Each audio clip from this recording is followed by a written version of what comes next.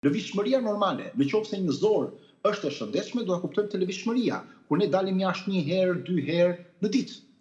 pa dhimbje, pa gastra, pa aromë shumë të rëndë. Në ana tjetër, kur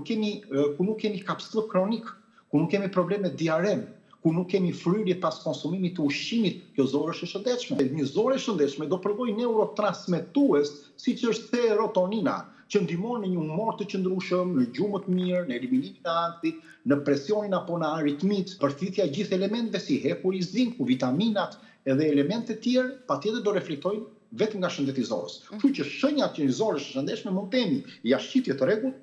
pa dhimbje, pa erë të rëndë,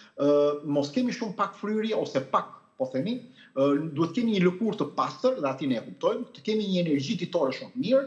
kemi më pak alergji. Alergjia është e lidhur patjetër dhe me zorën, kemi më pak infeksione dhe sëmundje, apo kurrë gripi, apo dhe aspekti virusal i kemi më të pakta, kemi një humor të stabilizuar, dhe nuk kemi lodhje kronike. Nga ana tjetër, një zorë e sëmurë është e kundërta e kësaj, e cila është çekuilibruar gjithkohë mikrobiom dhe ka sjellë nivel të inflamacionit duke bërë humbjen e barierës mbrojtëse të mukozës zorës dhe